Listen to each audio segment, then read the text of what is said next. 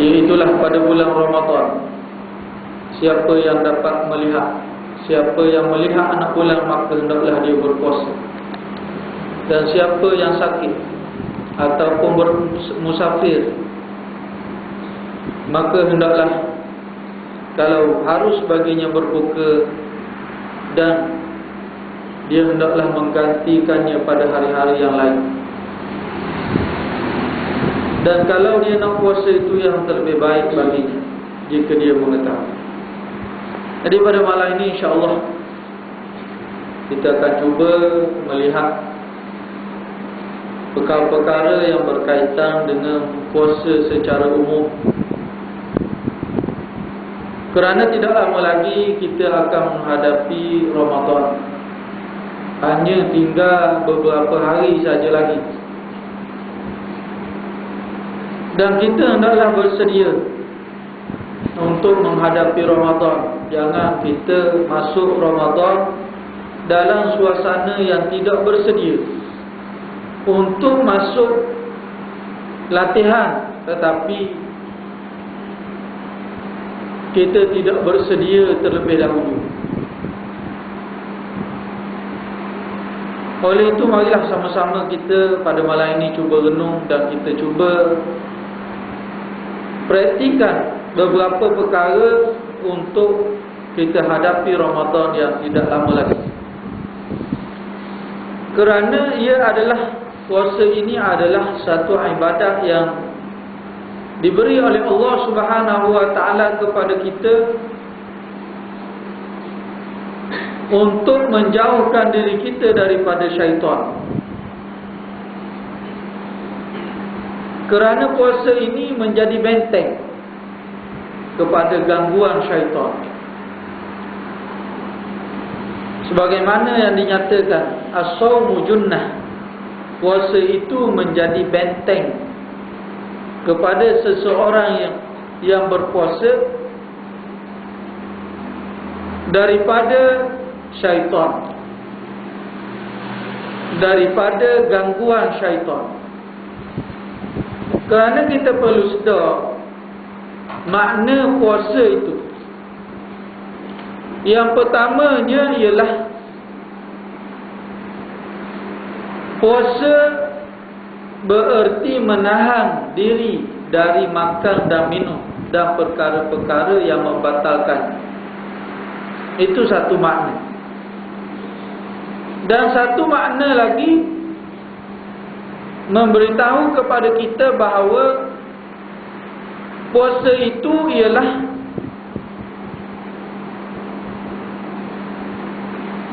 menjauhkan diri daripada syaitan, mengekang syaitan daripada mengganggu manusia,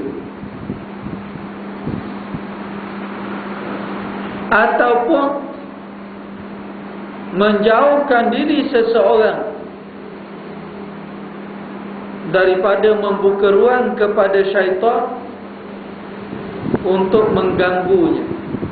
Kerana kita perlu sedar bahawa syaitan akan lebih kuat, nafsu akan lebih kuat dengan kita makan dan kita minum.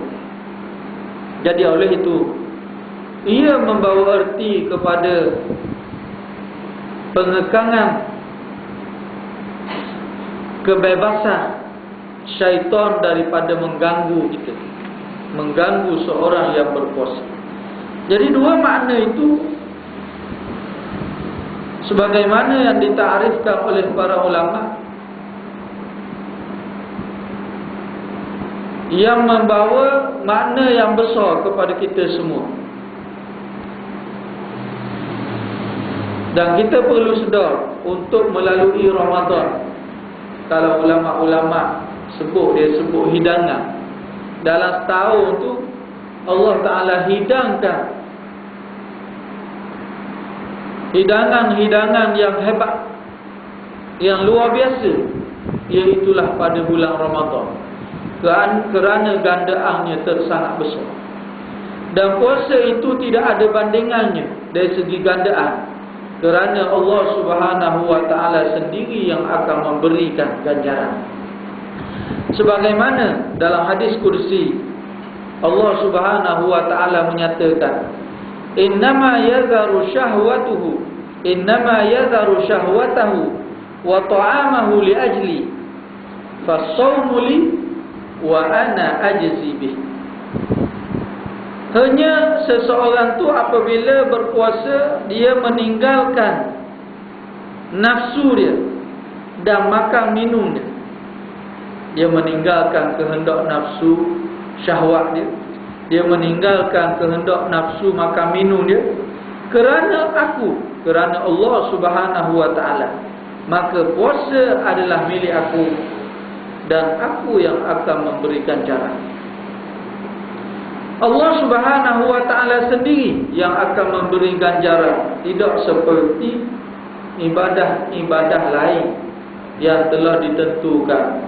Ganda buat satu, gandaan 10, atau buat satu, gandaan sampai 700. Tetapi puasa dirahsiakan. Kita seorang itu puasa akan diberi gandaan berapa, wallahu a'lam. Kerana Allah sendiri yang akan beri ganjaran. Begitu juga hari ini kalau kita lihat atas dunia, kalau kata Sultan nak beri anugerah, paling-paling komang datuk, komang-komang. Jadi begitulah suasana. Kalau kita nak bandingkan, kalau Allah Subhanahu wa taala sendiri yang nak memberi, wa ana ajzi bihi, maka ianya itu sangat besar kalau nak dibandingkan dengan pemberian orang lain. Dan kita perlu sedar bahawa sebelum puasa ni kita kena buat banyak benda untuk menghadapi Ramadan, supaya bila kita masuk saja Ramadan, kita telah benar-benar bersedia. Maknanya hari pertama tu kita buat sudah cukup sempurna. Bukan hari pertama baru nak baiki. Hari pertama baru nak baiki, baru nak tahu kita nak kena buat apa Ramadan. Kita kena jaga apa supaya pahala dia tidak hilang. Baru nak tahu, sampai separuh Ramadan baru tahu, baru nak latih habis Ramadan. Maka kita kerugian. Kerana Ramadan mempunyai hidangan-hidangan yang sangat istimewa daripada Allah Subhanahu wa taala. Sebagaimana sabda Nabi sallallahu alaihi wasallam, "Lis-shaimi farhatan." Bagi orang yang berpuasa itu dua kegembiraan.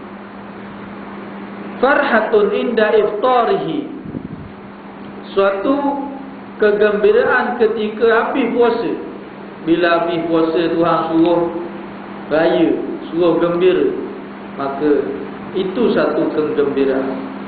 Wa farhatun inda liqa'i rabbih, satu kegembiraan lagi bila jumpa dengan Tuhan, bila bertemu dengan Allah Subhanahu wa taala, kerana Allah Subhanahu wa taala nak beri ganjaran. Ini masa yang ditunggu-tunggu. Atas dunia ni dah rasa kegembiraan lain daripada hari-hari lain. Kalau kata hari raya kau, kita rasa lain, satu kegembiraan. Tidak sama dengan orang kata raya-raya lain ataupun hari-hari lain. Bila sebut hari raya, suasana lain, hati pun rasa lain. Itu kegembiraan bagi orang yang beriman kepada Allah Subhanahu wa taala. Dan sekali lagi apabila bertemu dengan Allah taala, banyak mana Allah taala nak beri anugerah, itu di luar pengetahuan kita. Hanya diberitahu Allah taala akan beri ganjaran dan satu kegembiraan yang akan ditemui oleh orang-orang yang beriman, ialah apabila bertemu dengan Allah Subhanahu wa taala. Tu kena sedar. Biar kita buat tu dalam keadaan yakin, dalam keadaan benar-benar yakin kepada Allah Subhanahu wa taala, kepada ganjaran Allah Subhanahu wa taala. Sebab Nabi banyak kita dah dengar tiap-tiap tahun tazkirah Ramadan. Man shoma Ramadan, siapa yang puasa Ramadan imanan wa ihtisaban, dalam keadaan beriman dan mengharapkan ganjaran daripada Allah Subhanahu wa taala, buat betul-betul, ghufira lahu ma taqaddama min dhanbi, diampunkan dosanya yang telah lalu. Oh, begitu hebat. Maknanya dalam masa setahun tepat nak bersih dosa Ramadan. Sedar. Maknanya kalau salah-salah yang kita buat sebelum itu, kesilapan-kesilapan, maka boleh dibersihkan di bulan Ramadan. Sebab apa? Sebab Nabi kata akan diampunkan dosa yang telah lalu. Dalam sebuah hadis menyatakan Ramadan ila Ramadan, daripada Ramadan sampai ke Ramadan, mukaffiratun, menjadi kafarah lima bainahuma, antara kedua.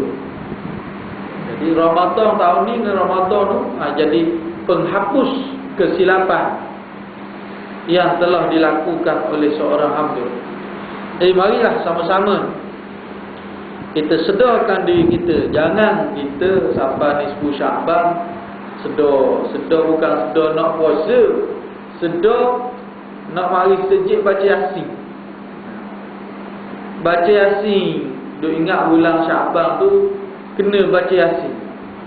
Bukan kata tak boleh baca Yasin, tapi kita bimbang kalau orang kita salah faham.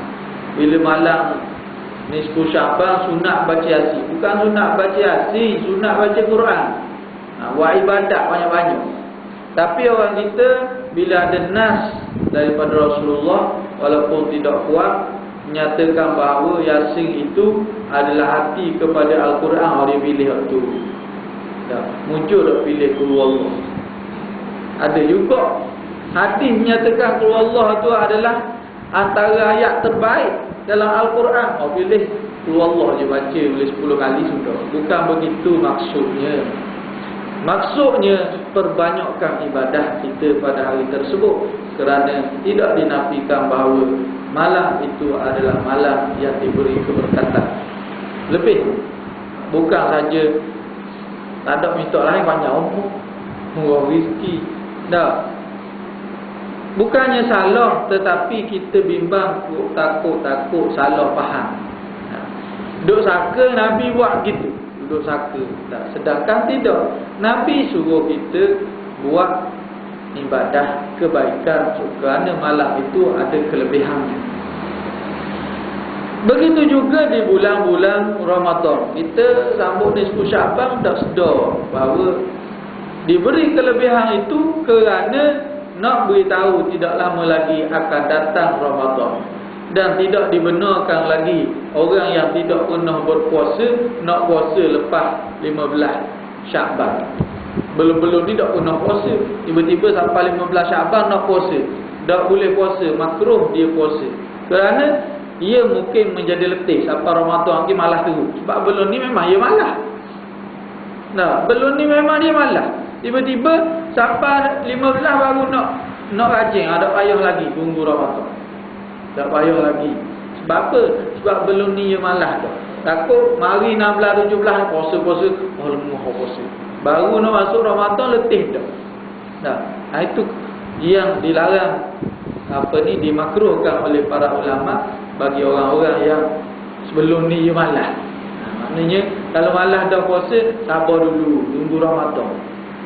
Jangan yang puasa lagi, kita takut Ramadan lagi jadi malas dulu. Sebab letih dah puasa. Faham dah 15 hari ni. Dah 10 hari dah masa ni. Jadi itu yang perlu kita sedar. Dan bagi orang yang puasa sama dah, dia tidak memberi apa-apa, sunatlah dia puasa. Sebab Nabi banyak puasa bulan Syaban, kadang-kadang penuh bulan Syaban puasa. Dan perlu disebut juga perkara-perkara yang menyebabkan puasa menjadi sah. Yang pertamanya, tengok anak bulan. Mesti nampak anak bulan ataupun diisytiharkan 1 Ramadan baru boleh puasa. Jangan anggo-anggo je. Kita duduk jauh pada orang, tak tanya orang, tak tengok berita apa suka orang. Apa orang makan kira puasa. Tak dikira. Mesti cukup bulan Syakban. Kalau tak nampak anak bulan, kira sampai 30. Timbul di sini hari Syok. Mungkin ada orang tak berapa faham hari Syok. Bukan bermakna hari 30 Syakban itu semuanya Syok. Bukan bermakna hari 30 Syakban semuanya Syok. Terkadang tidak Syok. Dia memang 30 Syakban. Syok ni apabila ada negara-negara ataupun orang perseorangan yang kata aku nampak anak bulan, orang lain tak nampak belaka. Dah. Itu jadi syok. Sebab seorang untuk puasa tak boleh, kena 2 orang. Kena 2 orang untuk penyaksian. Dah. Sekarang bila ada negara contoh jiran puasa pada, kita tengok sini tak nampak dah. Lepas tu tiba-tiba Singapura puasa, Brunei puasa, 30 hari itu adalah hari syok. Mungkin itu dipanggil syok. Sebab kita sini tengok tak ada. Kalaulah semua memang tak nampak, tak ada syok lah. Itu adalah 30 Syakban. Kadang-kadang orang ambil mudah 30 Syakban hari syok. Jadi tidak menepati 100%. Separuh je betul. Bukan semuanya 30 Syakban itu adalah hari syok. Ia menjadi syok apabila ada orang kata nampak anak bulan. Jadi syok. Kemudian saya nak sebut juga pada tahun ini kemungkinan anak bulan nampak. Sebab orang kira dengan falak, hisab. Kira hisab pergerakan bulan, pergerakan matahari, pergerakan bumi, kira-kira maknanya akan berlaku ijtima' pada hari 29 itu lebih kurang pukul 11 lebih. Bila ijtima' ni berlaku persamaan matahari dengan bulan pada pukul 11 lebih. Jadi anak bulan boleh kelihatan. Boleh kelihatan, kebolehan nampak selepas 8 jam daripada waktu ijtima'. Waktu bersama dengan matahari tu, dia 8 jam lepas tu mungkin kemungkinan nampak tu ada. Kebolehan nampak tak? Maknanya kalau tak ada apa-apa, nampak. Kalau cuaca cerah molek, nampak. Sebab ia telah matang, maknanya dah jauh daripada matahari 8 jam. Kalau kira tahun ni mungkin puasa. Itu serah je lah. Bila orang tengok tak nampak, orang kata tak puasa, tak lah. Ke mana-mana pun wajib kita mengikut kerajaan. Tak kira kerajaan tu Islam ke, kerajaan zalim ke, kena ikut. Dan dah ikut kerajaan kafir. Dah ikut. Kena ikut kerajaan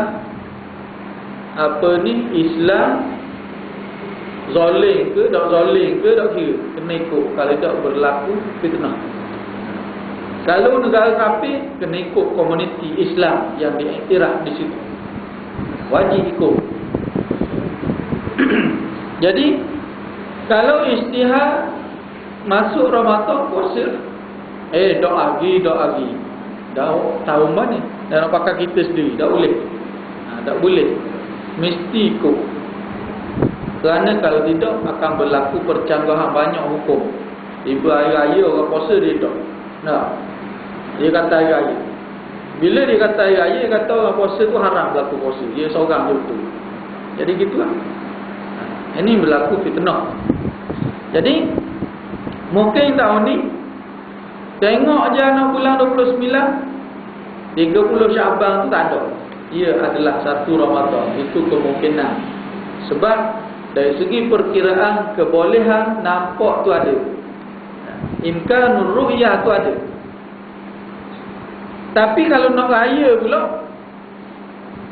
ijtima' berlaku terlalu hampir dengan waktu maghrib, menyebabkan anak bulan memang tak nampak. Maknanya 29 Ramadan orang tengok, 30 Ramadan masih ada. Jadi dari sini, dari segi perkiraan, tiba-tiba tengok 29 nampak anak bulan, tu raya lah. Itu sebagai maklumat bersama. Sebab hari ni orang guna juga Qalyubi, Umairah, antara ulama-ulama yang menggesa supaya guna falak. Walaupun di samping tengok anak bulan, guna juga falak. Sebab kalau dia kata kalau puasa di timur, semua di barat kena puasa. Gitu. Kalau timur nampak anak bulan, barat lagi lebih nampak. Sebab apa? Lagi matang anak bulan. Kalau tengok di timur ni, kalau di Jepun nampak dah, matang dah anak bulan. Jepun, Malaysia, sampai India, sampai negara Arab, sampai Afrika, lagilah nampak. Sepatutnya tak mungkin dari segi perkiraan sini puasa di nun tak puasa. Tak mungkin. Dari segi perkiraan, sebab anak bulan tu sudah semakin besar. Yang kedua, untuk mengesahkan puasa kena ada niat. Dan niat puasa ini tidak sama dengan niat ibadah-ibadah yang lain. Sebab ibadah yang lain, niat ia bersama dengan perbuatan itu. Qasdu syai' muqtarinan bi fi'li. Qasad untuk melakukan sesuatu, iaitulah niat, sambung dengan perbuatan tersebut. Kita nak ambil wudu, kita niat masa mana? Masa basuh muka tu kita niat. Kita nak semayang, masa tak takbir tu niat. Jadi sambung. Berbeza dengan puasa. Puasa ni diberi kemudahan. Bila jatuh matahari, maka kita boleh niat untuk berpuasa esok. Kerana untuk kita lakukan seperti ibadah-ibadah yang lain tu sangat sukar, payah, rohok nak tengok. Nak tengok masuk waktu subuh, masa mana? Agak-agak. Masuk waktu subuh tu nak uting. Nak uting molek, nak niat puasa. Payah. Ya, memang payah. Jadi dibenarkan niat terlebih awal. Sekalipun lepas tidur pun, bangun semula pun, niat itu kekal ada. Jadi tak payah bimbang lah. Ia berbeza. Ia adalah kemudahan kepada kita, diberi oleh Allah Subhanahu Wa Taala. Kalau suruh tunggu terbit fajar sodik, niat, payahnya. Nak tunggu jam pun mungkin jam diterah, jam dia lambat dan seumpamanya. Nak tunggu orang bang pun begitu juga. Bila mari lambat ke, payah nak tentukan, nak niat masa mana pada waktu seperti ibadat-ibadat yang lain. Yang ketiganya, menjaga daripada masuk sesuatu ke dalam rongga secara sengaja, seperti makan, minum, ataupun masukkan sesuatu ke dalam rongga telinga, ataupun masuk dalam mulut. Sama ada ke mulut ataupun ke hidung. Masuk dalam mulut. Mulut ni bukan, ni bibir. Ni bukan mulut lagi sini.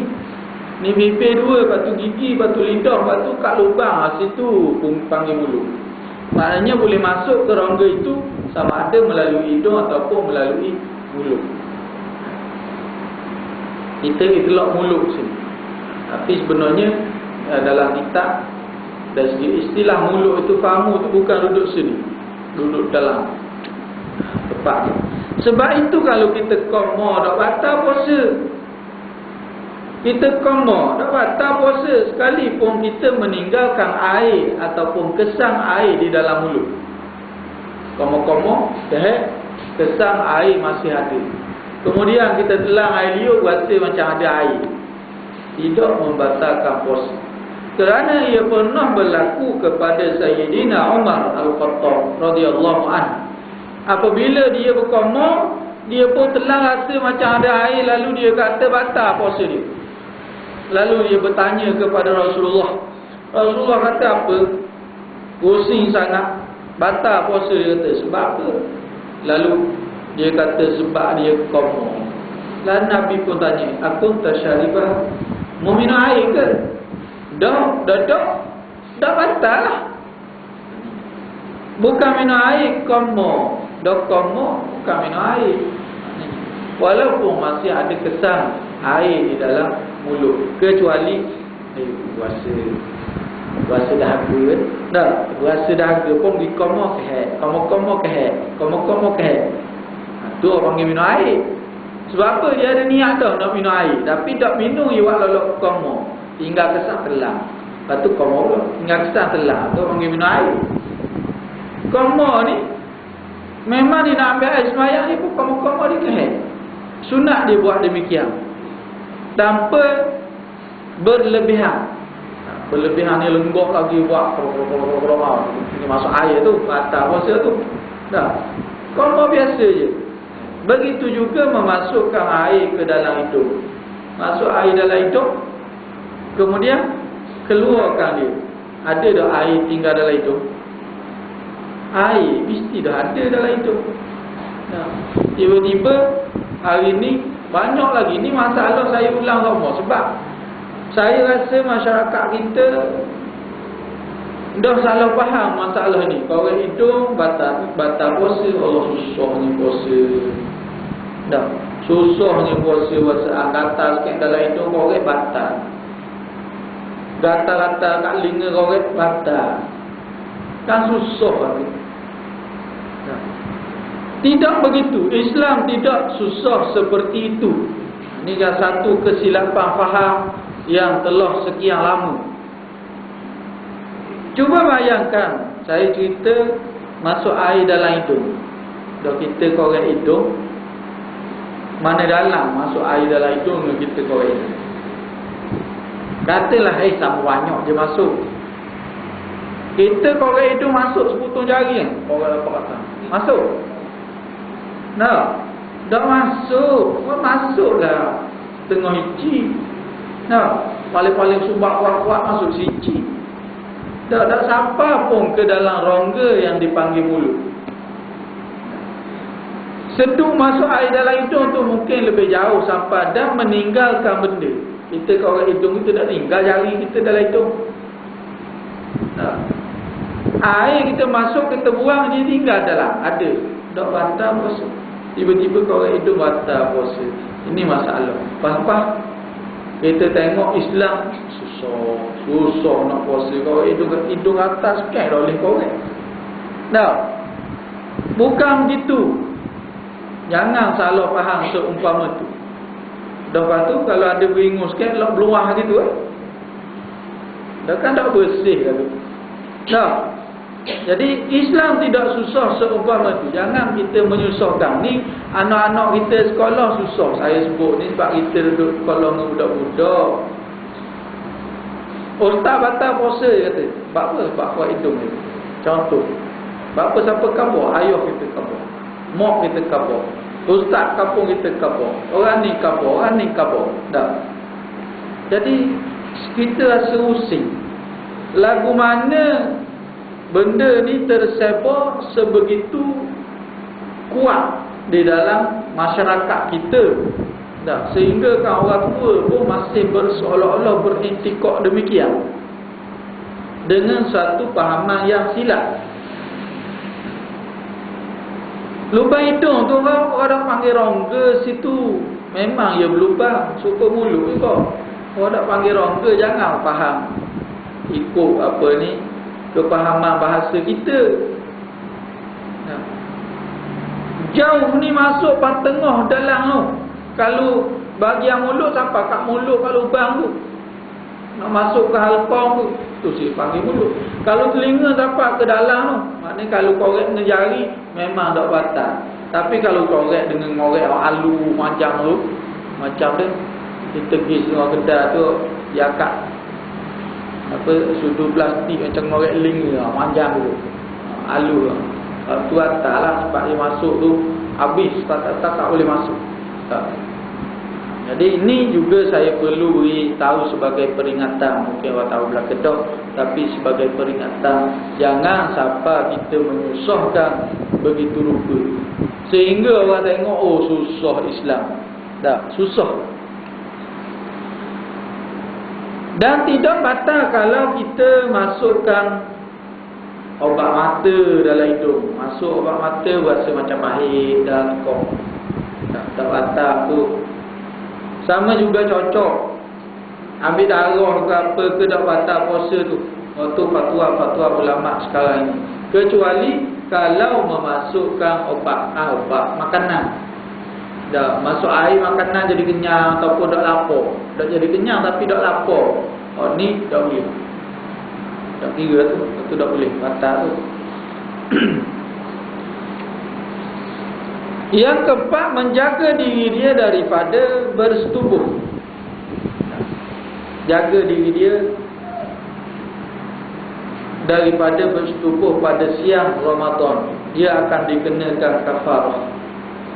Kafarah Ramadan walaupun ia kena pada mazhab Syafi'i, kata kena kepada seorang lelaki sahaja. Orang lelaki je kena puasa 2 bulan berturut-turut. Orang puan tak kena, itu mazhab Syafi'i. Tapi dalam masalah ini, ramai ulama-ulama kita di seluruh dunia ni tak apa setuju. Sebab apa? Imam Malik kata dua-dua kena, sebab dua-dua tu punca.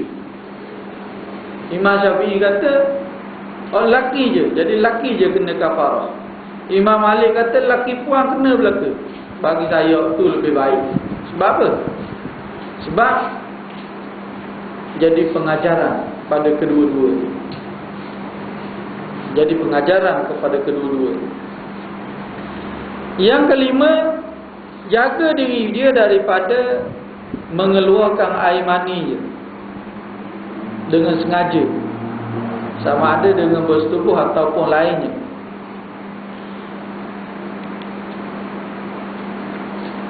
Yang keenam, jaga diri dia daripada mengeluarkan muntah dia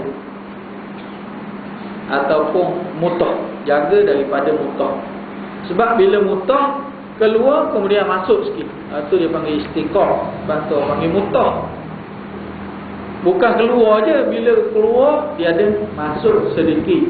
Dan bila masuk semula sikit tu dalam ni, itulah dia membatalkan puasa. Itu 6 perkara yang perlu dipelihara. Dan 6 perkara lagi perlu dipelihara juga untuk menjadikan pahala puasa itu sempurna. Tadi untuk mengesahkan puasa. Maknanya kalau 6 perkara tadi tak boleh dijaga, maka puasa dia batal. Dan ada 6 perkara lagi perlu dijaga supaya pahala puasa itu sempurna. Yang pertamanya, jaga pandangan.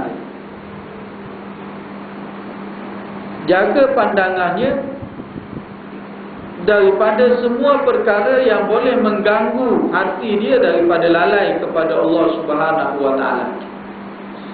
Jadi hari ini besar sekali mudah jadi lalai jiwi di rumah. Waktu dijaga. Waktu besar sekali. Mudah menjadikan pandangan tu tengok jadi lalai, jadi leka. Tu lalai leka. Kalau hak maksiat pula, supaya tu juga tak cukup dengan jiwi ada si orang berapa 5, 6, 7 tu. Tak. Beli pula benda lain, tambah lagi, tambah tu, tambah ni jadi. Tak. Kalaulah ia menyebabkan maksiat, maka tak ada pahala pun, proses saja. Itu kena jaga. So payah sekali tu lah. Payah sekali. Lalu dah ayah tengok TV lah, pergi jalan. Pergi jalan pun serupa tu juga hari ni. Maknanya kena jaga. Pergi jalan tu tujuan apa? Tujuan contoh kita kata tak boleh tengok TV rumah apa semua. Pergi jalan patah pula tengok orang, tengok tu, tengok ni, suka tulis pun. Suka tulis juga. Jadi nak tengok mana? Baca Quran, tengok Quran tu lebih aula. Sebab itulah tengah ulama menyatakan seorang yang tidur tu lebih baik daripada orang yang jaga. Sebab dia tidur, mata je dak tengok, mulut dak cakap, telinga dak dengar, bangun-bangun mai azhar. Tidur pula bangun mai asar, tidur pula bangun buka. Lebih baik daripada orang tengok rata dak tahu benda. Dak. Mata dak jaga. Yang keduanya lidah dak jaga. Orang tidur ni dak cakap dah. Orang cakap pun dak kira juga. Ngikat tak ambil kira. Yang kedua, jaga lidah dia daripada bercakap perkara-perkara yang boleh menyebabkan berbalohan, boleh menyebabkan mengumpat kata ke orang dan seumpamanya. Bertuturlah, keluarkan perkataan-perkataan yang baik. Zikir, baca Quran, cakap benda baik-baik. Cakap benda kosong, sia-sia pun boleh menyebabkan pahala puasa tu kurang. Apatah lagi kalau bercakap perkara dosa. Cakaplah benda yang baik-baik. Ni kita kalau gurau guna perkataan-perkataan yang huduh-huduh, lucah dan seumpamanya. Gurau je, walaupun begitu ia adalah perkataan yang tidak baik. Jadi baiklah sebelum Ramadan ni kita praktik dulu. Mulakan dengan lidah. Jagalah lidah ini daripada mengeluarkan perkataan-perkataan yang tidak baik. Bagi orang lelaki, jaga di rumah dia dulu. Tolong tengok. Kita cuba. Saya cuba, saya, tuan-tuan dengan diri tuan-tuan. Balik di rumah, kalau adab biasa, anak salah sikit, bodoh. Contohlah, sebut perkataan-perkataan yang tidak baik, marah dan seumpamanya. Hari ni kita cuba latih dah ni sebelum Ramadan. Latih dah. Jangan Ramadan baru nak latih, dah jadi. Dia kena latih dulu. Berlatih dulu, cuba ubahkan. Sebab seorang lelaki, sebagaimana yang sedia maklum, dia di rumah menjadi raja. Dia nak kata apa, tak ada orang marah ke dia.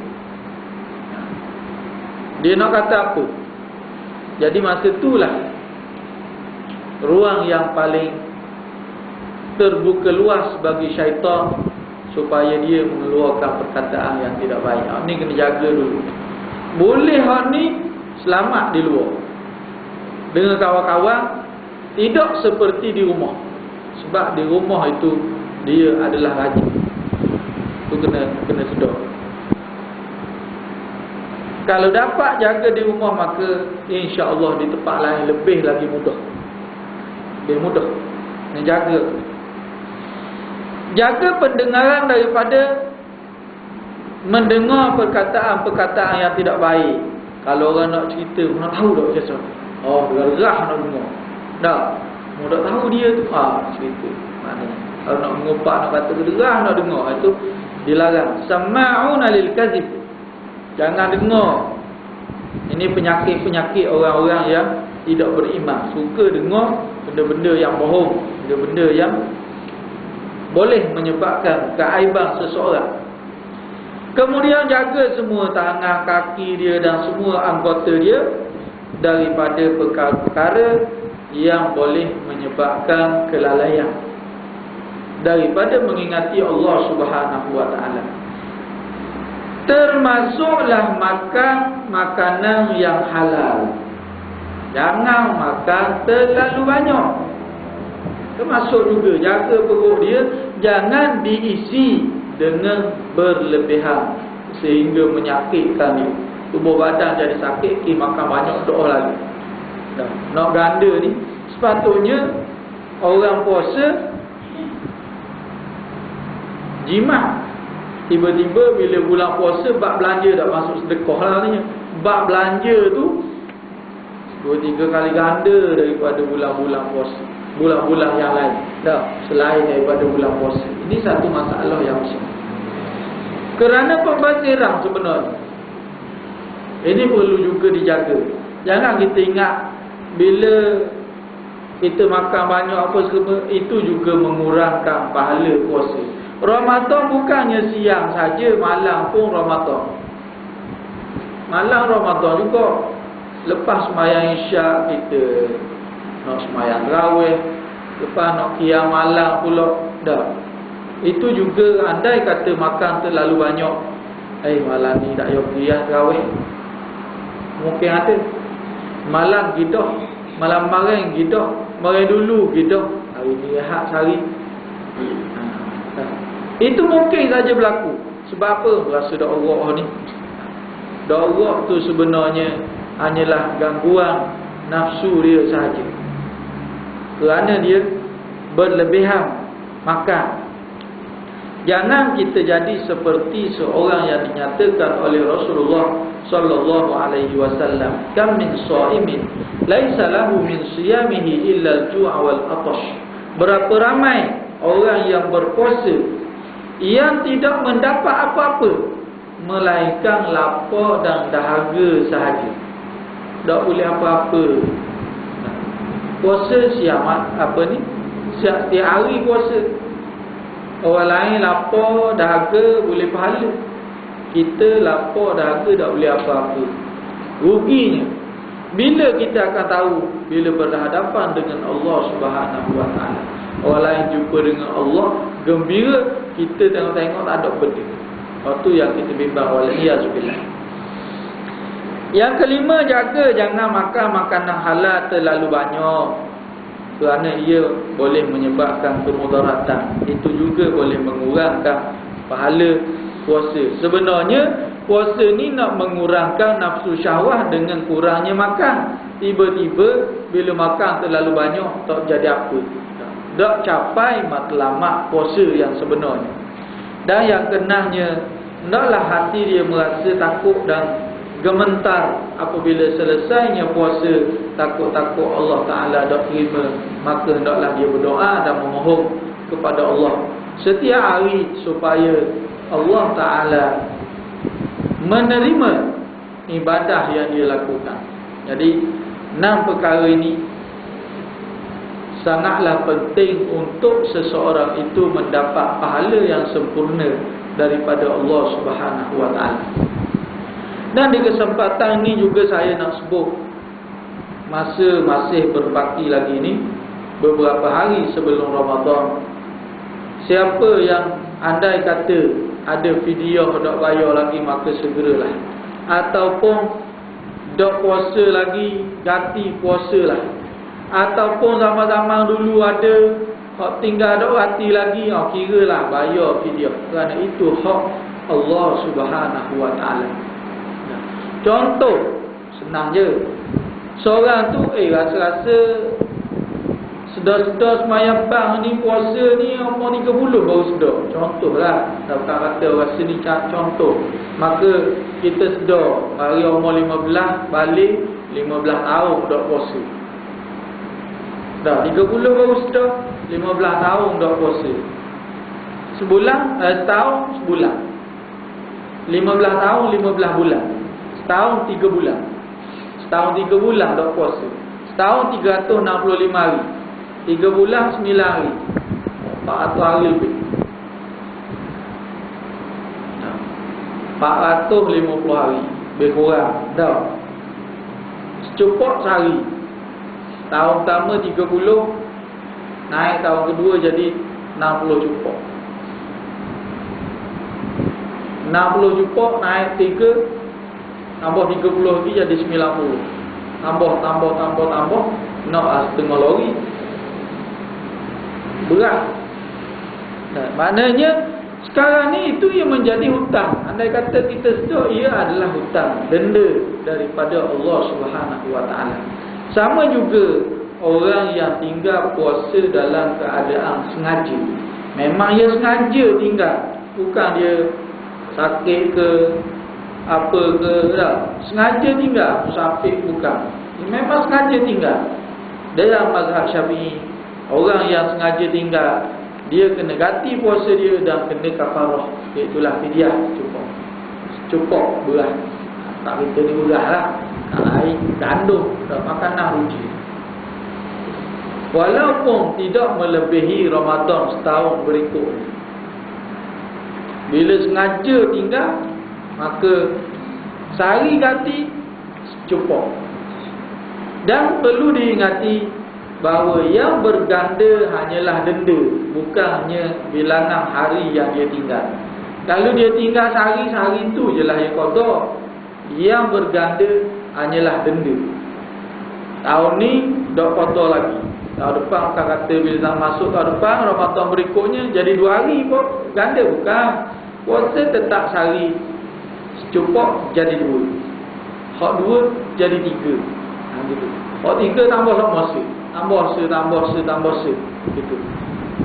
Jadi marilah sama-sama kita renung diri kita sendiri, dan andai kata ada maka bersegeralah sebelum menghadapi Ramadan. Ada soalan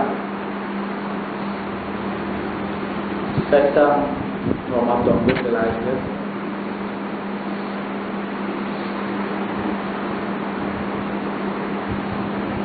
Dari saya bincang Ramadan ni supaya kita lebih bersiap sedia daripada awal. Jangan kita orang nak umum Ramadan baru kita ingat. Baru esok nak puasa, baru hari ni ingat apa? Nak nyawa benda malam ni. Waktu je ingat. Pergi cari lauk ayam habis pasal. Sebab apa? Sebab ingat nak nyawa malam ni. Tu jadi masalah juga. Maknanya tolong minda kita ni, saya dengan diri saya, tuan-tuan dengan diri tuan-tuan, cuba fikir dan renung. Jangan terlampau memikirkan nak makan apa ni, nak makan apa dah. Sebab orang kata masa habis gitu je. Masa habis makan banyak dah rumah. Puasa nak makan ni dicari. Habis pergi cari gitu. Patutnya duduk rumah boleh gak baca Quran. Dah lauk ada dah. Dah. Pergi cari lagi sebab ada tambah nak makan hal lain. Kemudian beli banyak-banyak balik, makan sikit balik, tinggal lepas tarawih. Nak tahu sayang tahu dah esok puasa lusa busuk tahu dah tahu. Jadi jangan membazir, perlu kita praktikan terlebih awal dan mulakan. Saya pesan pada saya dan pada semua, mulakan jaga lidah. Masakan sahabat Nabi sehingga sanggup meletakkan anak batu dalam mulut dia.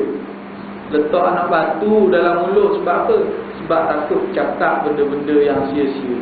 Bila nak cakap benda baik, buang anak batu, cakap, sudah cakap, letak balik anak batu dalam mulut. Jadi sahabat-sahabat setara tu kerana nak tarbiyah diri dia. Kita kalau tak sampai setara tu pun maka jagalah. Usaha biar kita ingat sebenarnya. Sebab keburukan yang paling banyak ia bermula daripada lidah. Lidah mula-mula sekali. Jadi kita harap pada malam ini semoga Allah Subhanahu Wa Taala beri hidayah petunjuk dengan apa yang kita bincang.